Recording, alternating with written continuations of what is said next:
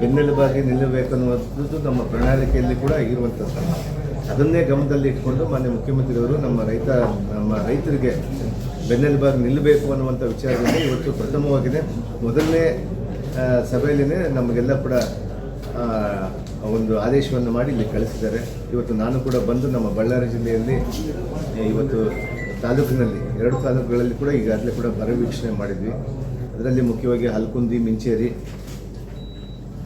ಮತ್ತು ಸಂಜೆರಾಯನಕೋಟೆ ಈ ಭಾಗದಲ್ಲಿ ಎಲ್ಲ ಕೂಡ ನಾವೆಲ್ಲ ಕೂಡ ಅಧಿಕಾರಿಗಳ ಜೊತೆಗೆ ನಮ್ಮ ಜಿಲ್ಲಾ ಅಧಿಕಾರಿಗಳ ಜೊತೆಗೆ ಹೋಗ್ಬಿಟ್ಟು ಇವತ್ತು ಬರ ಅಧ್ಯಯನ ಮಾಡ್ಕೊಂಡು ಬಂದಿದ್ದೀವಿ.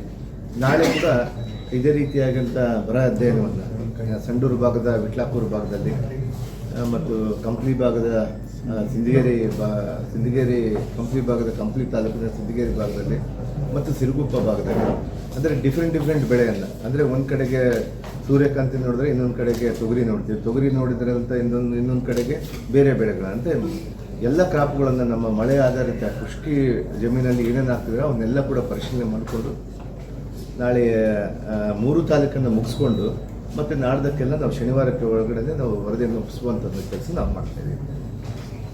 ಸರ್, ಈಗ ಮೀಟಿಂಗ್ ಆಯ್ತಲ್ಲ, ಏನಾಯಿತು ಸರ್? ಮೀಟಿಂಗ್ ಎಷ್ಟು ಮಳೆ ಆಗಿತ್ತು, ಎಷ್ಟು ಆಗಬೇಕಾಗಿತ್ತು, ಎಷ್ಟು ಲಾಸ್ ಇಲ್ಲ, ಈಗಾಗಲೇ ಕೂಡ ನಮಗೆ ಮಳೆ ನಮ್ಮ ಜಿಲ್ಲೆಯಲ್ಲಿ ಸುಮಾರು 40% -40% ನಾವು ಈಗ ನಮಗೆ ಮುಖ್ಯವಾಗಿ ನಮಗೆ ತುಂಗಭದ್ರಾ ಡ್ಯಾಮ್ ಇವತ್ತು ಇನ್ಫ್ಲೋ ಇವತ್ತು ನಾವು ಕೇಳ್ತಾ ಇದ್ವಿ. ಸಭೆಯ ನಂತರದಲ್ಲಿ ಕೂಡ ಸಭೆಯ ಮುಂದೆ ಕೂಡ ನಾವು ಕೇಳ್ತಾ ಇದ್ವಿ. ಸುಮಾರು ಈಗಾಗಲೇ ಕೂಡ ನಮಗೆ 70 TMC ಬರುವಷ್ಟು ಇವತ್ತು ರಾತ್ರಿ ಒಳಗಡೆ 70 TMCವರೆಗೆ ರೀಚ್ ಆಗುವಂಥದ್ದು ಒಂದು ಸಂದರ್ಭ ನಮಗೆ ನಿರ್ಮಾಣ ಆಗಿದೆ. ಈಗ ಸುಮಾರು 53,000 ಮೇಲೇ ಇನ್ಫ್ಲೋ ಇದೆ.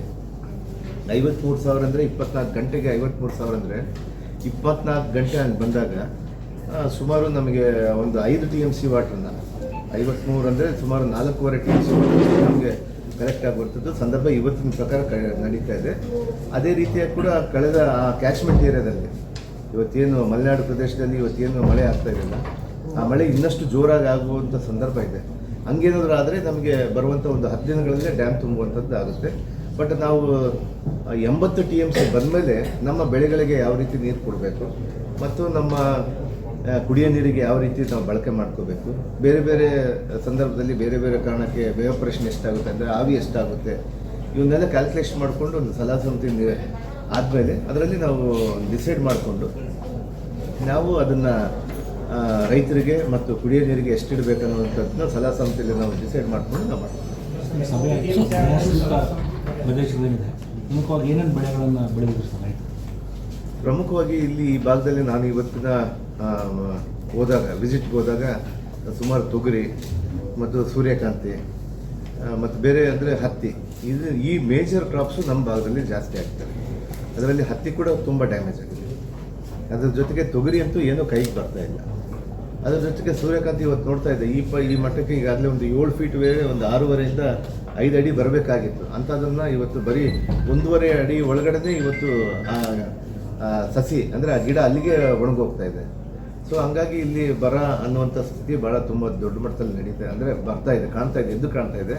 ಆದರೆ ಬರದ ಒಂದು ಏನು ಮಾನದಂಡಗಳಿದಾವಲ್ಲ ಅದರಲ್ಲಿ ನಾವು ಫಿಟ್ ಆಗಬೇಕು.